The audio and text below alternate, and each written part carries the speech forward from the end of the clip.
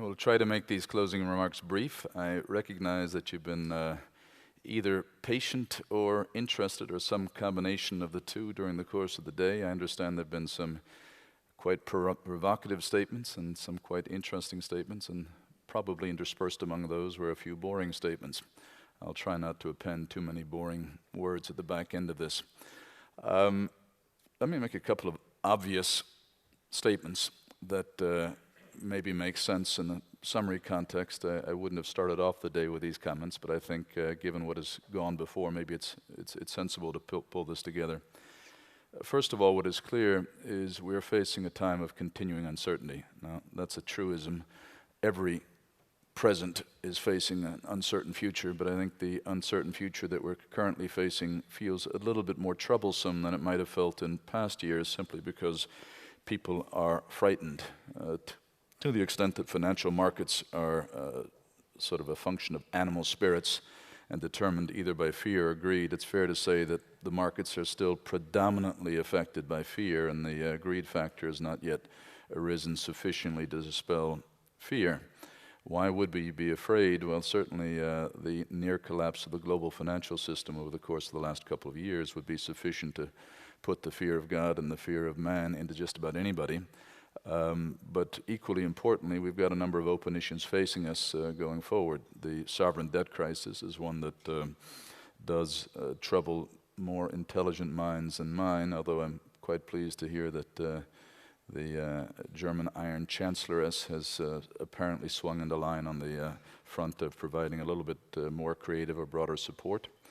The issues of foreign exchange, I think, are issues that will continue to bedevil us over the course of the next months.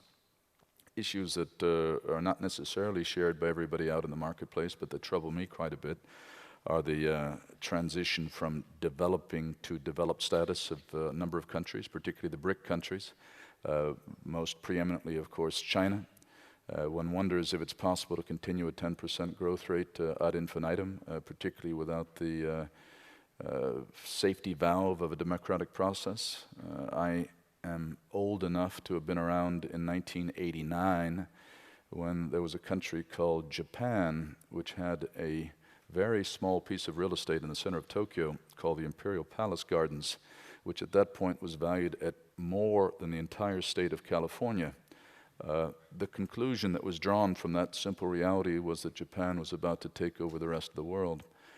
20 years of stagnation later, people are thinking slightly differently about it, and perhaps they're one of the bigger problems. Do I prognosticate that China is stumbling into a future Japan? No, I'm not. But is it possible for a country to grow at 10% ad infinitum and to somehow defy the law of gravity forever? I suspect it's probably not the case, and if that particular country has a bit of a stumble, it might be a bit more significant than some other stumbles.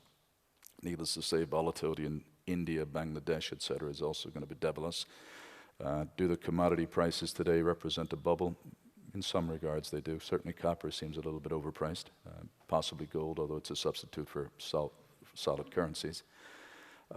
We have opportunities today for bubble busting still in the U.S.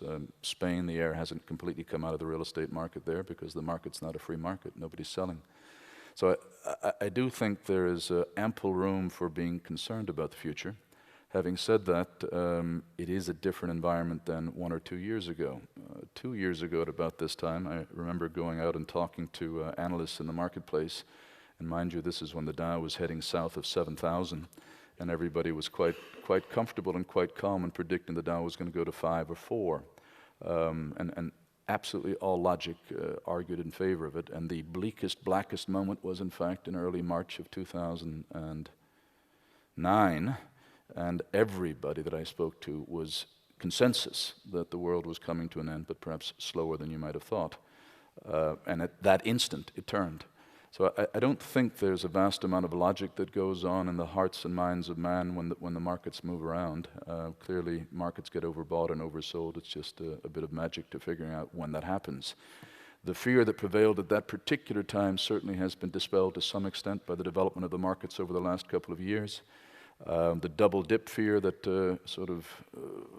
was a massive overhang for at least the first year of that recovery, I think that's been dispelled. The concern about the collapse of the global financial system has to some extent been dispelled. The fear about the collapse in U.S. consumer spending causing the entire world to go into depression, I think that has been dispelled. And in fact, you might have noticed the consumers in America are doing something very, very strange, something that somebody predicted would be impossible. They are saving money. Savings rates are up around 6%. They paid down consumer debt to the total of something, I think it's between $600 and $800 billion. These are sort of miraculous developments if you go read the prognosticators of 3 years ago. So I think the overall picture, albeit not clearly bright, when assessed in the context of very, very low interest rates, which means your opportunity costs seem to be relatively low, when assessed in the context of relatively consistent economic growth around the world, when assessed in the context of unusually long extending productivity growth in most locations around the world, combined with the likelihood, and I think most of the speakers today echoed that, of relatively low interest rates continuing at least for the immediately foreseeable future. All of those things are the kinds of factors which in a completely objective, non-fear tinged universe would have led all of you to sort of run screaming out the door saying, "Buy, buy, buy." I note none of you is running out the door saying, "Buy, buy, buy." So I will assume for a moment that a bit of fear still resides in the hearts of man. The good news is this combination of fear and risk factors with a number of underlying positive developments certainly would emphasize that there is opportunity out there. And the question in my mind is not whether there is opportunity, the question is simply how do you grasp that opportunity? What are the best mechanisms to avail yourself of the opportunity? One of the things that historically has helped people, human beings, to avail themselves of opportunity has been something called creativity. I know that creativity has taken a bit of a bashing in the course of the last 2 or 3 years, and Warren Buffett's nuclear time bomb of derivatives did to some extent come to pass. Having said that, I don't think anybody would come along and say all of the financial developments of the last 20 or 30 years are a bad thing. I think there's a lovely German expression that I always appreciate reminding myself of from time to time, and it's a simple one. Verluste machen dumm. Usually you lose money, you learn the wrong lesson. The lesson of the course of the last 3 years is not for people to stop thinking. It's not for people to stop being creative.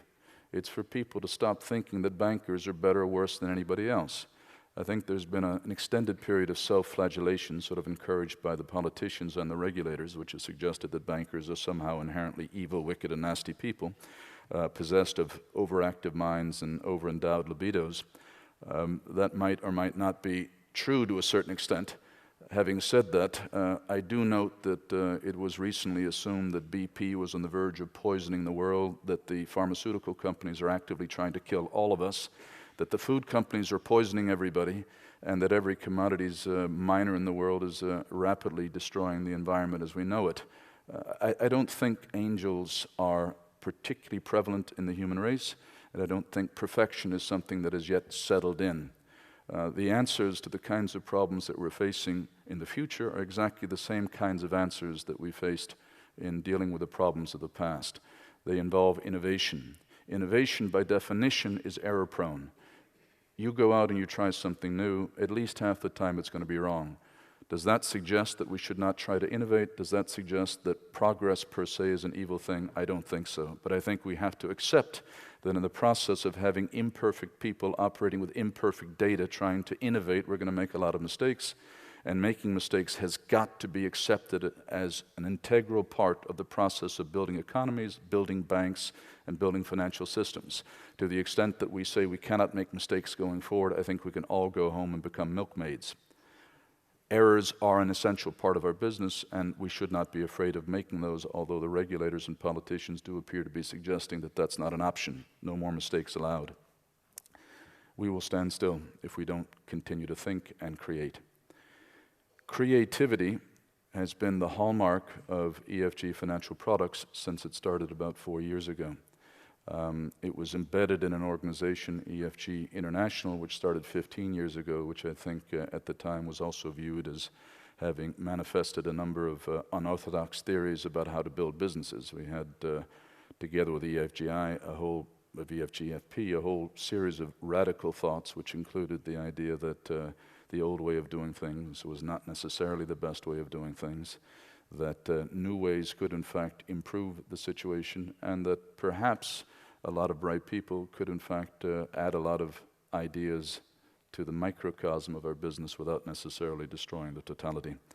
We've had ups and downs, and I don't think anybody in the audience today can deny that ups and downs are a fundamental part of our business. But looking forward, the process of continuing innovation, I think, is something that we need to pursue. EFG Financial Products, with 220 people, approximately 10 countries, highly profitable business, growth rates in the range of 20 to 40% per annum, starting from a standing start in 2007 with revenue numbers that we would expect to be well into the triple digits next year, I think is an extraordinary testament to creative thinking in some of the world's most trying markets. What does this institution specialize in? I think the words entrepreneurship and creativity are at the essence. What relevance does that have to growing your financial performance, your financial viability over the course of the next days, weeks, and months? But I think what I've just indicated is we have a lot of uncertainty out there. So I think the concept of risk mitigation is interesting. And I think risk mitigation is something that is at the essence of virtually every product that is being put out by EFG Financial Products. And I think the concept of foreseeability of outcome, which in the past has been a rather rare bird indeed, is also something we're all concerned about. And I think that's one of the additional elements that structured products can bring to the table. So if you marry foreseeable outcome or reasonably foreseeable outcome with mitigated downside to the universe of opportunity that we see going forward in a highly risk-fraught environment, I think you have a situation where, with our people working hard at being creative, at thinking, and trying to take their raw ideas and marry them to your individual requirements to create some sort of reasonably optimized outcome, is not an unpromising outlook. So as Chief Executive of EFGI and as the majority owner of EFGFP, I would make a commitment to all of the guests here that we will do three things in the course of the years to come. We will continue to commit resources to building our capability to provide creative solutions to complex problems, specifically in the area of EFGFP. We will not be married to any concepts or ideas that we thought made sense in the past. We will continue to be forward-looking. And whatever it is that we continue to develop on our forward-looking mission, it will be a function of listening very carefully to you, our colleagues, collaborators, and clients. Thank you very much.